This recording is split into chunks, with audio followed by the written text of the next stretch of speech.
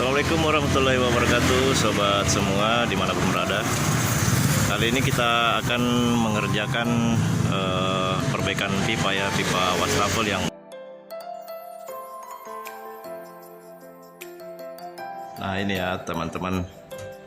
Jadi di sini kasusnya pernah tukang terdahulu itu dia semen ya. Ini kerannya sampai ke dalam, jadi begitu kerannya bermasalah ini susah dibuka ya. Jadi mau tidak mau harus dibobok lagi nih, dicabut dari dalam dan diganti L-dratnya ini atau sambungan lurusnya. Jadi di sini kita gurinda ya terlebih dahulu, ini garis jalur tegelnya ya. Kebetulan sudah ada tegel yang disediakan, sama-sama tegel keramik ya. Nah, di sini nanti pemotongnya sama ya, tetap pakai pemotong tegel ya. Jadi jangan lupa nanti kalau saat gurinda ini kedalamannya 2 cm saya dulu ya, 2 cm. Kalau memang sudah tidak ada pipa kiri kanan, itu bisa lebih dari 2 cm ya, bisa 3 cm kalau gurindanya masuk semua ya. Karena kadang perpipaan itu tidak ada yang ke bawah, ada yang ke samping juga ya jalurnya. Jadi hati-hati ya memotong di bagian ini ya. Oke, kita langsung eksekusi saja ya. Oke teman-teman, sebelum memulai pekerjaan ini saya lupa sampaikan ya. Ini kan kita akan memotong bagian sini ya.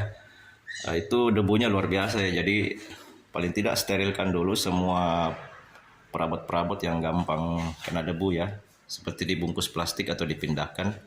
Yang kedua, cari pintu keluar ya, pintu keluar yang bisa menembak debu langsung keluar ya. Jadi ditembak pakai kipas berdiri atau kipas duduk enggak apa-apa, yang penting tekanannya kuat keluar ya. Soalnya kalau enggak ditembak pakai kipas itu debunya bisa kemana-mana ya. Jadi enggak main-main debunya kalau kita memotong di bagian beton ya.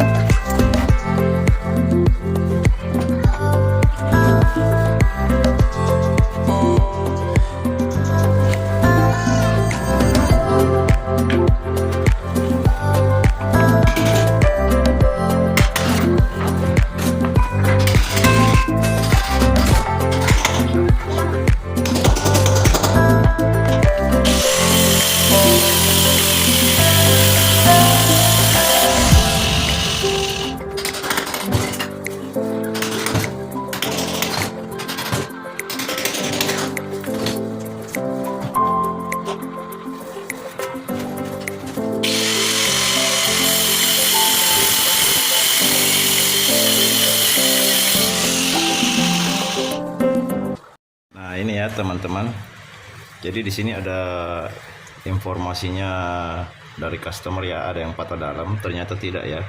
Ini bukan patah dalam tapi draknya sudah habis ya, sudah rusak. Jadi keran yang mau dipasang itu dilapisi berkali-kali pun isolasi pipa itu tidak bakalan bisa rapat ya, atau longgar. Jadi di sini di bagian sisi ujungnya saja ini sudah pecah ya. Terus pemasangannya sudah salah, ini terlalu dalam ya. Jadi pemasangannya harus agak keluar sedikit supaya saat diputar itu tidak bersentuhan dengan beton ya. Nah ini dia yang tadi saya bilang. Jadi posisi pipa itu tidak selamanya ke bawah ya. Kadang ada yang ke kiri, ada yang ke kanan ya masuknya. Ada juga yang di atas ini. Ini bagian atas ya. Jadi harus hati-hati ya pada saat memotong betonnya ini pakai gurinda, hati-hati jangan sampai ada kebocoran lagi. kena gerinda ya. Oke, kita lanjutkan untuk pekerjaannya.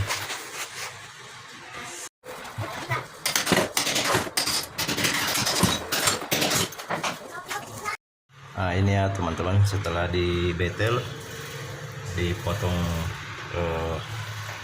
bekas sambungan trot kerangnya. Ini sudah habis ya, trotnya sebagian sudah habis, jadi susah masuk untuk keran wastafelnya yang lama ya. Nah, ini keran setengah ya untuk bagian trotnya ini, dan pipanya tetap pipa 3/4 ya. Jadi di sini permintaan customer jangan terlalu dalam ya. Jadi sambungan untuk ke keran wastafelnya harusnya ini L ya. Tapi karena customernya mau agak keluar ya, jadi kita ambilkan sambungan lurus ya, drat.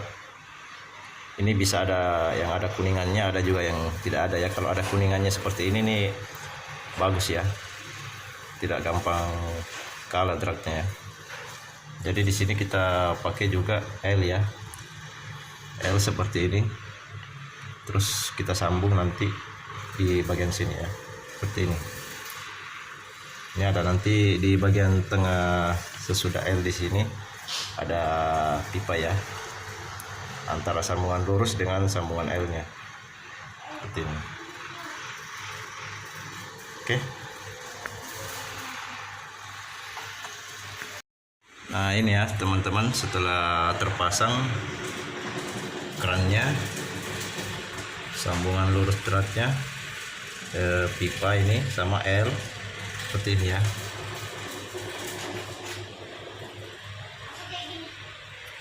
Jadi sebelum dipasang bagian ini jangan lupa dilepas dulu ya ininya. Ini gampang ya, cuman diputar ya di bagian ininya, putar keluar, terus dicabut, langsung ditarik ya, supaya untuk memudahkan ketika ini nanti diputar ya. Tapi ini dipasang di luar ya, dipasang di luar dengan ini, dipasang di luar, jangan dipasang di dalam, karena posisi ini belum tentu arah seperti ini ya. Jadi harus dipasang di luar, harus posisi yang pas ya. Jadi nanti setelah dilem ini tinggal didorong masuk ya, jangan diputar lagi, didorong masuk saja.